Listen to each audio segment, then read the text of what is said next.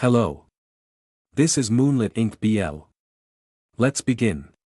Chapter 1, The Weight of Ghostly Wands. The rain in Seoul didn't wash things away, it just made the grime heavier. Darwin Choi sat in his cramped apartment, the blue light of his dual monitors the only thing illuminating the stacks of instant ramen bowls and overdue notices. He was 26, but his reflection in the darkened screen looked a decade older. He possessed a face that was a cartographic map of two worlds, the sharp, high cheekbones of his Korean father and the deep-set, startlingly gray eyes of his European mother. To the kids in the playground years ago, he was a half-breed. To the debt collectors now, he was just a bank account with a pulse. 80 million, Darwin whispered, his voice raspy from a day of teaching English over Zoom. He clicked a button, refreshing his banking app. The number stared back at him like a death sentence. His father hadn't left a will, a house, or even a decent suit. He had left a trail of gambling debts and a funeral bill that Darwin had to put on a high-interest credit card. Darwin didn't cry.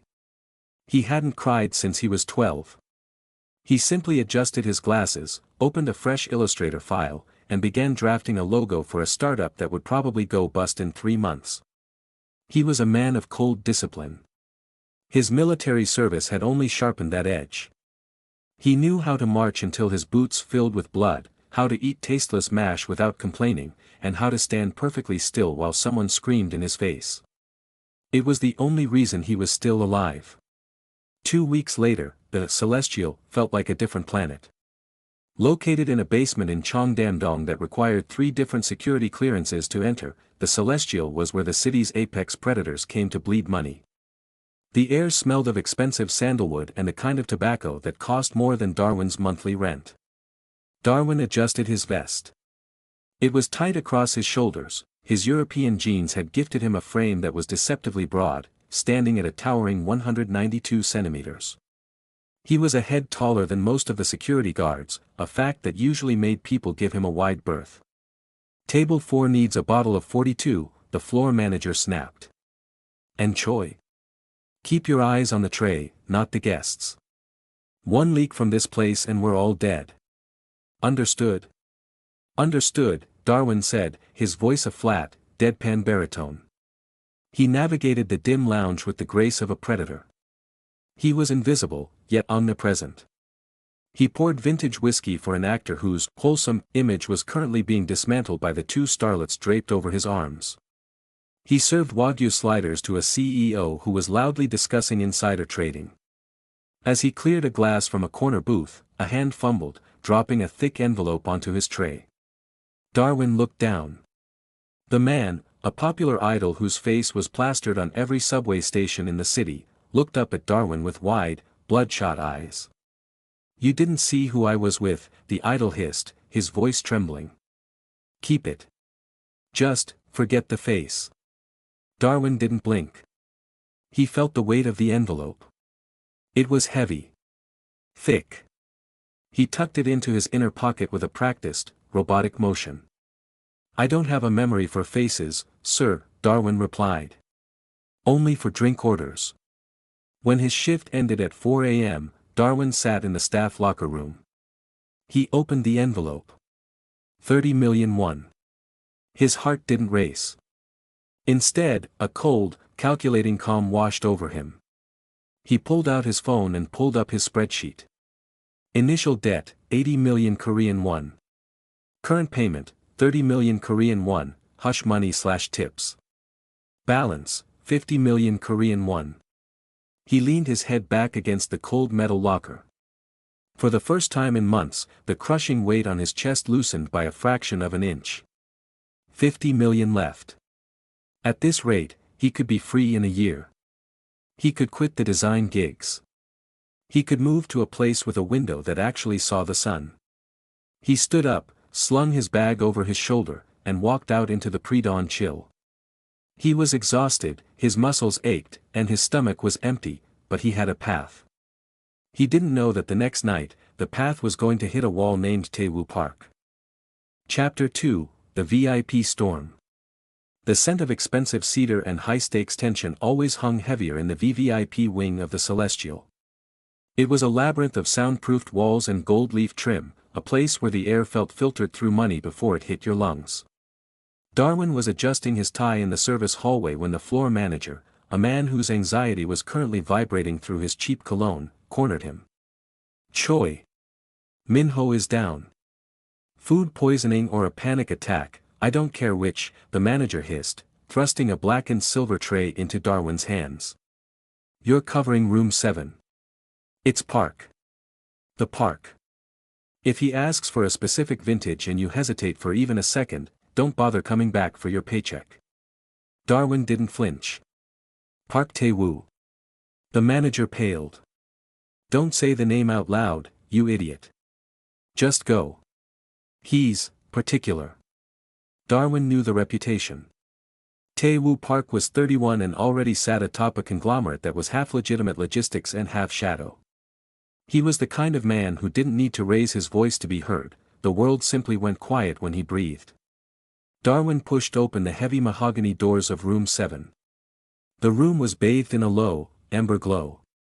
At the center of a velvet U-shaped sofa sat a man who looked entirely too relaxed for someone with so many enemies. Tae Woo was impeccably dressed in a charcoal suit, his dark hair swept back to reveal a face that was strikingly handsome in a sharp, predatory way. He was shorter than Darwin, most people were, but he occupied the space like a king. You're new, Tae Woo said. His voice was a smooth, dangerous silk. He didn't look up from the tablet in his hand. Where's the other one? The one who shakes. He's unwell, sir, Darwin replied. His baritone was steady, devoid of the sycophancy usually found in the VVIP wing. I'll be seeing to your requirements tonight.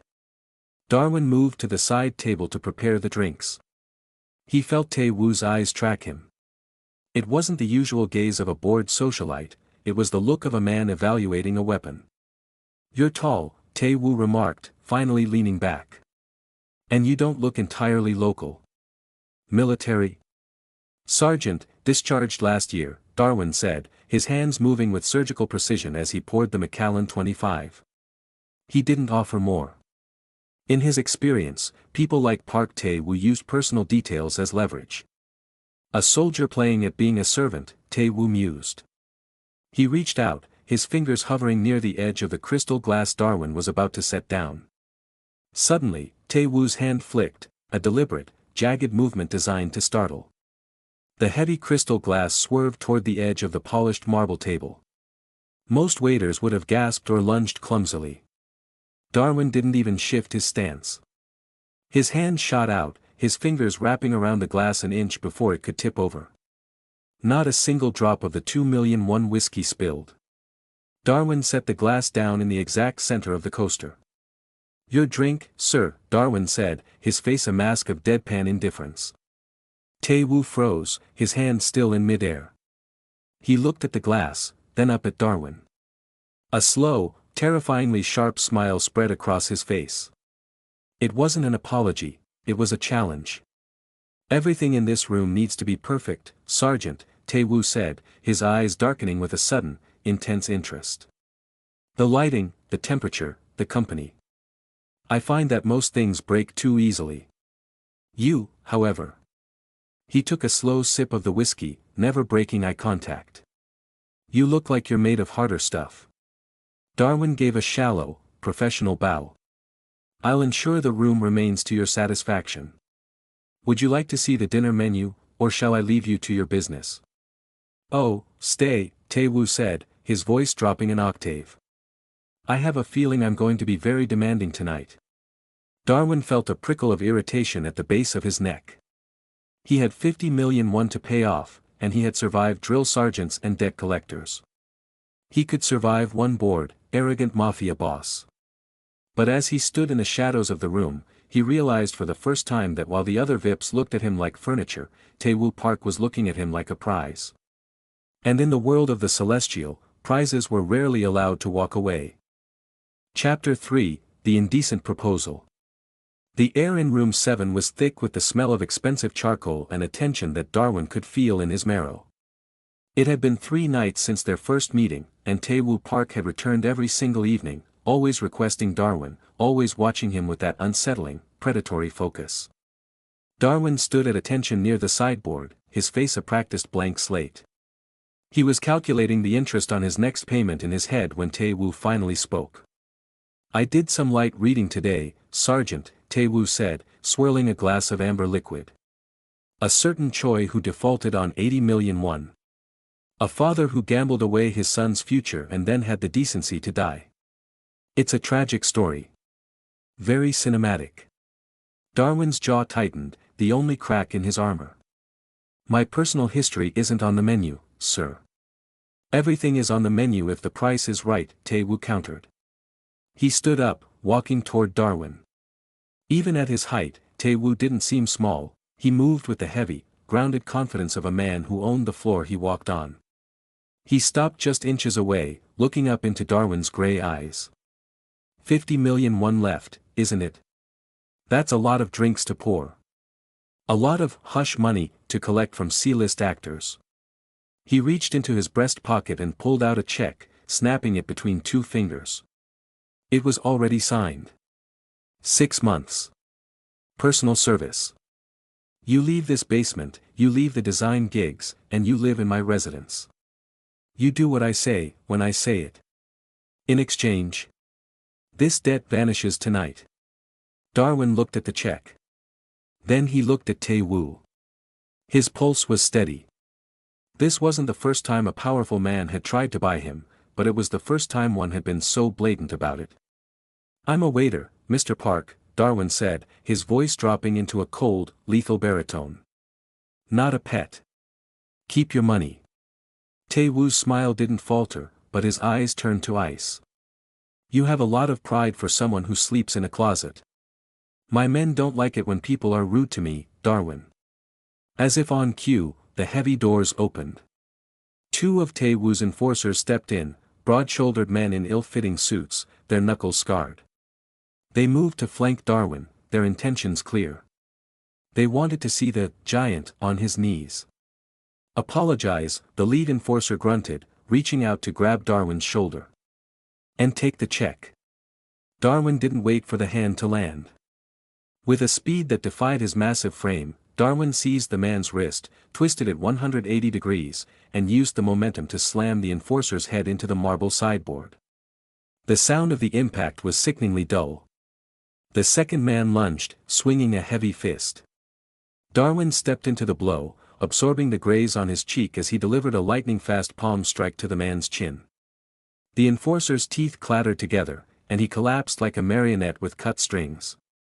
Darwin stood over the two groaning men, his breathing barely elevated. He adjusted his vest, smoothed out a wrinkle on his sleeve, and turned back to Tae Woo. He was nearly 4 inches taller than the Mafia boss, and for the first time, he used that height to loom. He looked down at Tae Woo, his expression deadpan, almost bored. "I finished my military service as an instructor in close-quarters combat," Darwin said quietly. "If you want me to do personal service, you're going to need more than 2 men. And you're going to need a lot more than 50 million won." Tae Woo didn't move. He didn't call for more guards.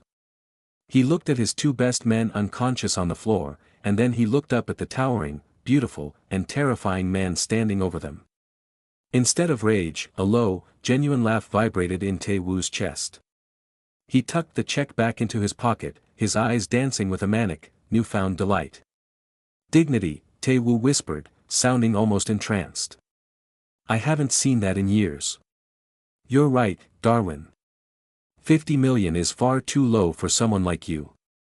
"Get out," Darwin said. "I'll leave," Tae Woo said, backing toward the door, his gaze never leaving Darwin's face. "But I'm not done with you. Not by a long shot." As the doors closed, Darwin felt the adrenaline fade, replaced by a cold realization. He had just punched his way out of a debt trap, but he had inadvertently walked into something much more dangerous, Tae Woo Park's obsession. Chapter 4, The Tip War. The tip war didn't start with a shout, it started with a crisp, golden-colored banknote that felt like a slap in the face. A week had passed since the brawl in room 7. Darwin had expected to be fired, or perhaps found in an alley with his shins broken.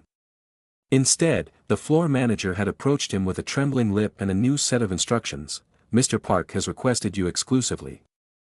And for the love of God, Darwin, do not hit him." Now, Darwin stood at the edge of the VVIP table, his face as expressive as a slab of granite. He had just served a single bottle of sparkling water, a task that took exactly 45 seconds. Tae Woo didn't even look at the water. He reached into his pocket, pulled out a stack of 50,000 won bills, and tossed them onto the tray. They fluttered like dying butterflies. 500,000, Tae Woo said, leaning back and crossing his legs. His dark eyes were bright with mischief. "For the excellent hydration." Darwin stared at the money. It was more than he made in 2 weeks of English tutoring. "The water is 20,000 won, sir. I'll bring your change." "Keep it," Tae Woo said, his voice dropping into that smooth, irritating purr. "Consider it a tall man tax. Or perhaps an apology for my men's heads denting your furniture." Darwin's jaw tightened. This wasn't generosity, it was a leash. If he took the money, he was acknowledging Tae Woo's power. If he didn't, he was being difficult. He scooped the notes up, his fingers brushing the tray with clinical precision. "Thank you, sir," Darwin said, his voice flat. He walked to the service station, pulled out a standard tip envelope, wrote Table 7, overpayment on it, and handed it to the manager to be put in the communal staff jar. He didn't touch a cent of it. The next night, it was 1,000,000 won for opening the door correctly. The night after, it was 2,000,000 for having a straight tie. It became a psychological siege. Tae Woo was no longer acting like a mafia boss, he was acting like a bored cat batting at a very large, very stoic ball of yarn. He would show up at the Celestial at odd hours, sometimes just to sit in silence and watch Darwin work, leaving astronomical sums of money behind for the most mundane tasks. "You're late," Tae Woo remarked one Tuesday, checking his watch. "I have another job, sir," Darwin replied, setting down a bowl of olives. "The graphics design? Or the tutoring?" Tae Woo asked. When Darwin stiffened, Tae Woo grinned. "I told you, I read. Your English is quite good, by the way. Very formal. Very disciplined." He slid a check across the table. It wasn't the debt-clearing check from before. It was for 500,000 won. "This is for the olives," Tae Woo said. "They look particularly symmetrical tonight." Darwin didn't pick it up. He looked Tae Woo directly in the eye, ignoring the height difference that usually intimidated others. "You're wasting your time, Mr. Park. You think you're buying my comfort, but you're just making my job harder. I don't want your charity. I want to earn my way out of this hole." "It's not charity, Darwin," Tae Woo said, his smile fading into something sharper, more genuine. "It's an investment. I want to see how much it takes to make you crack. To make you look at me with something other than that deadpan mask." "Then you're going to lose a lot of money," Darwin said. He picked up the check, tore it into 4 neat pieces, and placed it back on the table next to the olives. "Have a pleasant evening, sir." He turned and walked away, his stride long and confident. Behind him, he heard Tae Woo let out a sharp, delighted bark of laughter. Darwin hated it. He hated the way the money felt like a weight, and he hated the way his heart hammered against his ribs, not from fear, but from the sheer, infuriating persistence of the man. He went back to the locker room and checked his spreadsheet. Balance, 48 million Korean won. He was making progress, but the shadows in the Celestial were getting longer, and Tae Woo Park was no longer just a customer. He was becoming a permanent fixture in Darwin's peripheral vision, a golden predator waiting for the perfect moment to pounce. Chapter 5, Shadow and Shield. The neon lights of the district were bleeding into the puddles, creating oily rainbows that Darwin stepped over with practiced mechanical strides. It was 4:15 a.m. His shift at the Celestial had ended, his back ached from the sheer tension of ignoring Tae Woo's searing gaze for 6 hours, and his brain was already shifting gears to a logo revision due for a client by noon. He took the shortcut, a narrow, brick-lined alleyway that smelled of damp cardboard and old exhaust. He was halfway through when the hair on the back of his neck stood up. 3 men stepped out from behind a row of industrial waste bins. They weren't the polished, suit-clad enforcers of the Celestial. These men wore puffer jackets and cheap tracksuits, their faces hardened by the desperate, bottom-tier grunt work of the predatory lending world. Darwin Choi, the one in the center, rasped. He held a thick folder, the ledger of Darwin's father's sins. "You've been making payments. We appreciate the effort. But our boss, he's got a liquidity problem. He wants the remaining 50 million. Now." Darwin stopped, his hands dropping to his sides, fingers curling into loose fists. He loomed over them, his 192 centimeters frame casting a shadow that made the 3 men visibly tighten their grip on their concealed batons. "I have a contract," Darwin said, his voice a low, dangerous rumble. "The interest is fixed. The payments are on schedule. You'll get your money when the bank opens on the 1st. The schedule changed, the man sneered, pulling a telescoping baton from his sleeve. "Give us what you have in your pockets, and we'll consider it a late fee. Otherwise, we start taking it out of your European hide." Darwin didn't move. He was calculating the distance, the swing of the baton, the wetness of the pavement. He was ready to break some ribs when a pair of blindingly bright LED headlights cut through the darkness of the alley. A black sedan roared into the narrow space, tires screeching as it drifted to a halt mere inches from the lead collector's knees. The engine purred, a low, expensive growl that silenced the trash talk. The door opened, and Tae Woo Park stepped out. He wasn't wearing his suit jacket. His white shirt was unbuttoned at the collar, sleeves rolled up to reveal forearms corded with muscle and a glimpse of a dark tattoo snaking toward his wrist. He looked less like a businessman and more like the shark he truly was. "I don't remember authorizing any collections tonight," Tae Woo said, his voice conversational, almost bored. The 3 men froze. They knew that voice. They knew the car. The lead collector's hands started to shake. "Mr. Park, we didn't, this is private business. Subcontracted from." "I don't care if God himself contracted you," Tae Woo interrupted, stepping into the light. He didn't look at the collectors, his eyes were fixed on Darwin, scanning him for injuries. "Go back to your hole. Tell your boss that Darwin Choi's debt has a new auditor. If I see any of you within 3 blocks of him again, I'll stop being polite." The collectors didn't argue. They scrambled backward, tripping over their own feet in their haste to disappear into the shadows of the main street. The alley went quiet, save for the hum of the idling sedan. Tae Woo turned to Darwin, a smug, expectant tilt to his head. "You're welcome, Sergeant. I believe that's worth at least a thank you, if not a drink." Darwin's face remained a mask of stone, but his eyes were blazing. He stepped toward Tae Woo, closing the distance until he was looking down at the Mafia boss. "I had them," Darwin hissed. "I didn't ask for a shield. I didn't ask for you to follow me." Tae Woo tilted his head back, unfazed by the physical intimidation. "They had batons, Darwin. You have a job to get to. If you break your hands on their faces, how are you going to type your little designs? That's my problem. Not yours." Darwin's voice cracked the silence. "Every time you step in, you take away my agency. You're just another person trying to own my debt. I don't want a savior, Park. I want to be left alone." Tae Woo's smirk faltered. He saw the genuine flash of anger, not just irritation, but a deep-seated, painful need for independence that his money couldn't touch. For the first time, Tae Woo didn't see a challenge to be won, he saw a man who had been pushed so hard by the world that he viewed any helping hand as a shackle. "I wasn't trying to own you," Tae Woo said, his voice uncharacteristically quiet. "I was just worried." Darwin let out a sharp, cynical breath. He adjusted his bag, his shoulder brushing past Tae Woo's as he walked toward the end of the alley. "Don't worry about me," Darwin said over his shoulder.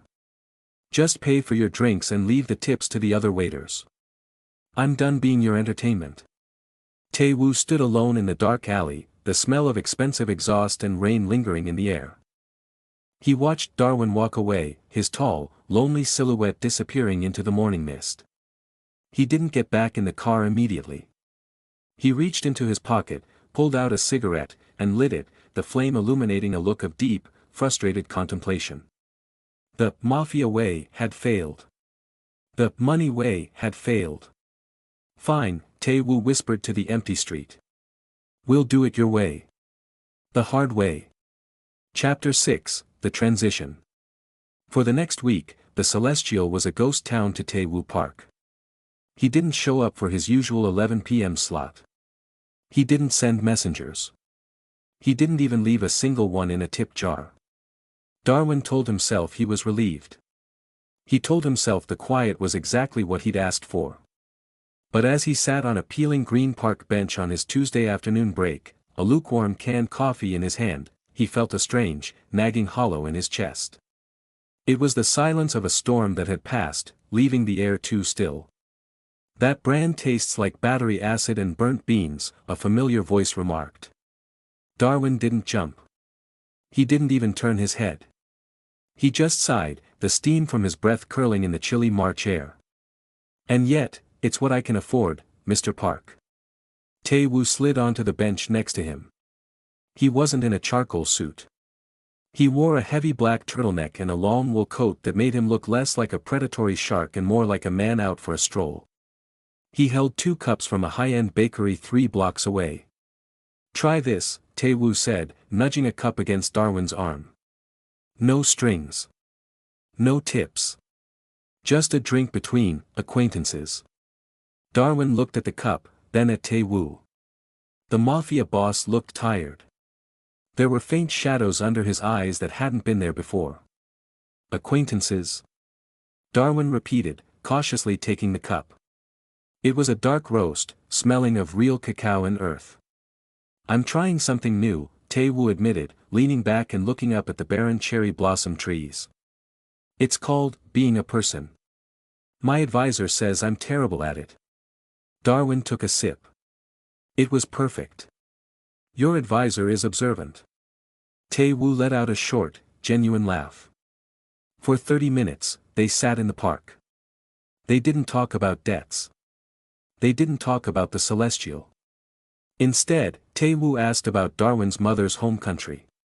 He listened, actually listened, as Darwin spoke about the difficulty of translating English idioms into Korean without losing the sarcasm. You're too smart for that basement, Darwin, Tae Woo said softly. It's not about where I am, Darwin replied, staring at his boots. It's about where I'm going. I've been a ghost my whole life. The half-baked kid, the soldier, the waiter. I just want to be a man who doesn't owe anyone anything. Tae Woo reached out, his hand hovering over Darwin's on the bench. He didn't grab it. He just let it rest nearby, a silent offer of warmth. I can respect that. More than you know. Over the next few weeks, the normal courting continued. Tae Woo would, coincidentally, be at the same 24-hour library where Darwin did his design work. He'd bring extra sandwiches because he ordered too many. He'd ask Darwin to check the grammar on his legitimate business proposals, paying him a fair, market-rate fee that Darwin couldn't find a reason to refuse. The ice wasn't just melting, it was evaporating. Darwin found himself looking for the black sedan. He found himself humoring Tae Woo's arrogant stories about his childhood. He even started to like the way Tae Woo looked when he was frustrated by a difficult English verb. But as Darwin's heart softened, the world around them grew colder. One evening, as they walked toward the subway station, Darwin noticed a silver SUV with tinted windows that had passed them 3 times. He felt the old military instinct prickle at his skin. Tae Woo, Darwin said, his voice dropping into that serious, soldier's register. We're being followed. Tae Woo's posture shifted instantly. The normal man vanished, replaced by the apex predator. He didn't look back, but his jaw set into a hard, grim line. I know, Tae Woo whispered. I thought I had more time. I thought I could keep you out of the mud for a little longer. He grabbed Darwin's hand, not as a gesture of affection, but as a tether. Keep walking. Don't look back. If I tell you to run, you go to the station and you don't stop until you're behind a locked door. Do you understand? Darwin looked down at their joined hands. For the first time, he wasn't angry about the protection. He was terrified for the man offering it. "I'm not running without you," Darwin said. Tae Woo looked up at him, a flash of something desperate and hopelessly fond in his eyes. "You're a stubborn idiot, Sergeant." "I learned from the best," Darwin replied. The SUV accelerated. The hunt had moved from the shadows into the light. Chapter 7, The Breaking Point. The silver SUV didn't just follow anymore, it hunted. The screech of tires echoed through the narrow alleyway as the vehicle swerved to block their path. Before Darwin could even process the movement, the doors flew open. Four men, wearing tactical gear and surgical masks, spilled out. They weren't debt collectors. They were professionals. "Darwin, go!" Tae Woo roared, pushing Darwin toward the opposite exit. But Darwin didn't run. He couldn't. His boots were planted in the gravel, his military instinct screaming that leaving a man behind was a death sentence. He stepped forward, his massive frame shielding Tae Woo as the first attacker lunged with a heavy taser. Darwin caught the man's wrist, the electricity crackling harmlessly against the pavement as he redirected the strike into the attacker's own thigh. A sickening thud followed as Darwin delivered a knee to the man's solar plexus. "I told you to leave," Tae Woo shouted, ducking a wide swing from a second assailant. He pulled a compact handgun from his waistband, but a third man tackled him into a stack of wooden crates before he could aim. Chaos erupted. Darwin was a whirlwind of disciplined violence, his long limbs giving him a reach advantage that kept two men at bay. But he was outnumbered. As he turned to throw a punch, a blunt object slammed into the back of his head. The world tilted. The neon signs above blurred into jagged streaks of white. He felt hands, rough, gloved hands, dragging him toward the open maw of the SUV. He tried to fight, but his limbs felt like lead. Through the haze, he saw Tae Woo, blood streaming down his temple, screaming his name as he fought like a cornered animal to reach him. Then, the door slammed. Darkness swallowed the world. Darwin woke up in a basement that smelled of cold concrete and old copper. His hands were zip-tied behind a metal chair, and his head throbbed with a rhythmic, stabbing pain. "He's awake," a voice muttered. A man stepped into the single pool of light, a rival of Tae Woo's, someone with a face as scarred as his reputation. He leaned down, gripping Darwin's chin. "So this is the giant everyone is talking about. The one making the Ice King of Cheongdam-dong go soft." Darwin spat a mouthful of blood onto the man's expensive shoes. "You're wasting your time," he rasped. "I'm just a waiter." "A waiter who fights like a commando," the man laughed. "And the only person Tae Woo Park has looked at with anything other than contempt in a decade." The door at the top of the stairs blew off its hinges. The sound of gunfire followed, muffled, rhythmic, and terrifyingly efficient. Tae Woo didn't enter like a savior, he entered like a demon. He was covered in soot and blood, his eyes wild and dilated. He didn't wait for a parley. He moved through the room with a silenced pistol, dropping the guards with a cold-blooded precision that made Darwin's stomach churn. When Tae Woo reached Darwin, his hands were shaking as he sliced through the zip ties. "Darwin. Look at me. Are you okay? Can you walk?" Darwin stood up, his legs wobbling. He looked at the bodies on the floor, then at the man holding him. This wasn't the man who brought him coffee in the park. This was the monster Darwin had spent his whole life trying to avoid, the source of the violence, the reason he was currently bleeding from a head wound. "You brought this to me," Darwin whispered, his voice trembling with a mix of shock and fury. "I saved you." Tae Woo shouted, his voice cracking. "I almost lost everything trying to find you. I was never lost until I met you." Darwin shoved Tae Woo back, his strength returning with his anger. "I worked 3 jobs to be invisible, Tae Woo. I fought to be a ghost so I wouldn't end up like my father, dead in an alley because of people like you. I'm not like them. Aren't you?" Darwin gestured to the carnage. "Look at this. This is your life. And because you decided I was your new prize, it's my life too." Tae Woo reached out, his fingers brushing Darwin's blood-stained sleeve. "Darwin, please. Don't touch me." Darwin's voice was a cold, sharp blade. "You want to pay my debt? Congratulations. You just did. Consider the blood on my face the final installment." Darwin turned and walked out of the basement, his gait uneven but determined. He didn't look back at the sound of Tae Woo's heart-shattering cry. He walked until his lungs burned, until he reached the main road, and until he knew that Darwin Choi, the waiter, was officially dead. He had 20 million won left to pay, and he was going to do it in a place where Tae Woo Park could never find him. Chapter 8, Ghost Protocol. The silence was Darwin's only sanctuary. He moved to a district so nondescript it felt like a gray blur on the map of Seoul. His new apartment was a gazewan, a shoebox-sized room where he could touch both walls if he stretched out his arms. There were no windows, no marble sideboards, and no scent of expensive sandalwood. There was only the hum of his laptop and the rhythmic ticking of a cheap plastic clock. He had burned his old SIM card and deactivated every social media account. He was a ghost in a city of 10 million. Debt remaining, 20 million Korean won. Darwin went into a state of monastic labor. He took on every bottom-tier design gig he could find, pixel pushing for overseas e-commerce sites, translating technical manuals for hydraulic pumps, and ghostwriting English essays for desperate grad students. He stopped eating out, he stopped going to parks. He lived on black coffee and store-brand rice, his towering frame beginning to lean out until his collarbones were sharp enough to cut. He worked 20 hours a day. When his eyes blurred, he did push-ups on the cramped floor until his muscles screamed. It was the only way to drown out the memory of Tae Woo's face in that basement, the look of a man who had finally found something to love, only to realize he was the very thing destroying it. "I am fine," Darwin whispered to the glowing screen at 3 a.m. "I am free." But every time a black sedan passed on the street below, his heart would skip a beat.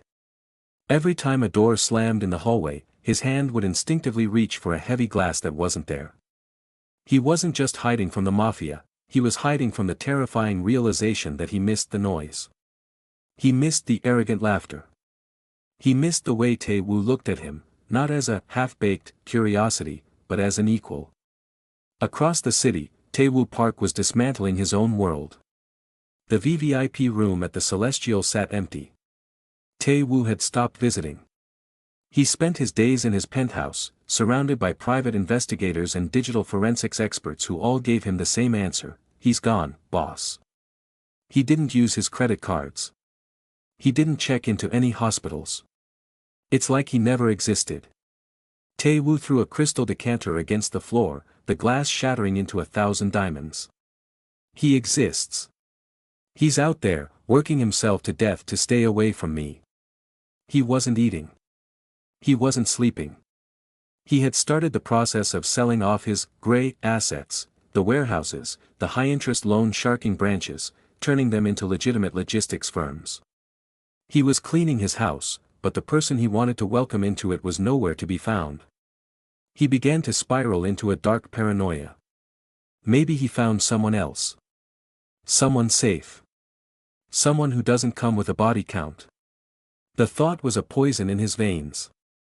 For months into his disappearance, Darwin clicked send on a final project, a massive branding package for an international firm. An hour later, a notification popped up on his screen. Deposit confirmed, 5 million Korean won. Darwin opened his spreadsheet. With a trembling hand, he typed in the final numbers. Initial debt, 80 million Korean won. Total paid, 80 million Korean won. Current balance, 0 Korean won. He stared at the zero. It should have felt like a victory. It should have been the moment he finally started his good life. Instead, he felt a crushing, hollow weight in his chest. He was 26, debt-free, and utterly alone in a room that smelled of dust. He stood up to go to the convenience store, his first trip outside in 3 days. He pulled on a hoodie, shielding his face. As he stepped out onto the sidewalk, the cold air hit his lungs. He walked toward the neon sign of the GS25, but a shadow blocked his path. It wasn't a collector. It wasn't a kidnapper. It was a man in a rumpled black coat, leaning against a lamp post, looking like he hadn't slept in 100 years. "Your digital footprint is pathetic, Darwin," Tae Woo said, his voice cracking with a mixture of relief and raw, unadulterated fury. "I had to track a specific font choice in a Belgian logo design just to find this neighborhood." Darwin froze. He looked at Tae Woo, really looked at him. The Mafia boss looked smaller, somehow. More human. More broken. "I paid it off," Darwin said, his voice a ghost of its former strength. "The debt is 0. You have no reason to be here." "I don't give a damn about the debt," Tae Woo hissed, stepping into Darwin's space. He grabbed the front of Darwin's hoodie, pulling the taller man down until they were eye to eye. "I'm here because I haven't breathed properly in 4 months. I'm here because you're a stubborn, beautiful idiot who thinks he doesn't need anyone." Darwin's deadpan mask finally shattered. A single, jagged sob escaped his throat, and he leaned his forehead against Tae Woo's shoulder. "I'm tired, Tae Woo," Darwin whispered. "I'm so tired of fighting." "Then stop," Tae Woo replied, his arms wrapping around Darwin's broad back like a vice. "Let me be the one who fights now. Just, come home." Chapter 9, The New Contract. The home Tae Woo brought him to wasn't the cold, glass and steel penthouse Darwin had imagined. Instead, it was a quiet, 2-story traditional hanok in a secluded corner of Songbuk-dong, hidden behind high stone walls and ancient pine trees. It was a place of wood, paper, and silence, a place where the city's roar was muffled by the weight of history. For the first week, Darwin did nothing but sleep. He slept on the thick silk bedding, his long frame finally stretching out without hitting a wall. He woke to the smell of actual food, not instant noodles, but abalone porridge and grilled fish placed quietly outside his door by a silent, elderly housekeeper who didn't look like she knew what a taser was. On the 8th day, Darwin walked out into the courtyard. Tae Woo was there, sitting on the wooden porch, staring at a laptop with a look of profound concentration. He wasn't wearing a suit. He was in a gray cashmere sweater, his hair messy, a pair of blue light glasses perched on his nose. "You're awake," Tae Woo said, not looking up. "I'm currently arguing with a board of directors about why a logistics company needs to provide full health insurance to warehouse contractors. They think I've gone soft. I told them I'd break their legs if they didn't sign." Darwin sat down on the edge of the porch, his bare feet touching the cool stone. "Old habits die hard." "I'm trying," Tae Woo sighed, finally closing the laptop. He looked at Darwin, his gaze lingering on the hollows of Darwin's cheeks that were finally filling out. "The gray businesses are 90% liquidated. The underground is someone else's problem now. I'm just a boring CEO with a very expensive security team." Darwin looked at the garden. "Why this place?" "Because you said you wanted to be a ghost," Tae Woo said softly. "I figured if you were going to be one, you should at least have a beautiful haunt." "No one comes here, Darwin. No one knows you're here unless you want them to." Darwin reached out, his large hand covering Tae Woo's smaller one on the wooden slats. "I finished the debt, Tae Woo. It's 0. Every one. I don't owe my father's ghost, and I don't owe you." "I know," Tae Woo said, his voice thick. "That's why I'm terrified." "Why?" "Because for the first time in your life, you can walk out that gate and never look back, and I have nothing to pull you back with. No debt, no contract, no personal service clause." Tae Woo turned his hand over, interlacing his fingers with Darwin's. "I'm just a man asking you to stay because I don't know how to be a normal person without you watching me do it." Darwin looked at their joined hands. The contrast was still there, the pale, smooth skin of the man who had always had everything, and the tan, scarred knuckles of the man who had fought for every inch of his existence. "I have rules," Darwin said, his voice regaining that familiar, deadpan edge. Tae Woo perked up, a spark of his old arrogance returning. "Go on." 1. No more hush money. If I work for a market-rate salary. I've already started looking for remote design contracts for legitimate firms." "Accepted," Tae Woo nodded. I'll even give you a corner of the library for your monitors. It has the best light. 2. You don't interfere with my life unless I ask. No bodyguards following me to the grocery store. No scaring off people you don't like. Tae Woo winced. I'll try. I'll keep them at the end of the block. Minimum. 3. Darwin paused, looking Tae Woo squarely in the eye. If you ever go back to the way you were, if you ever use violence to solve a problem that isn't a matter of life and death, I'm gone. And this time, you won't find me. Tae Woo's expression turned solemn. He leaned in, his forehead resting against Darwin's shoulder. At this height, Darwin felt like an anchor, a massive, unmovable force that finally gave Tae Woo's chaotic life a center.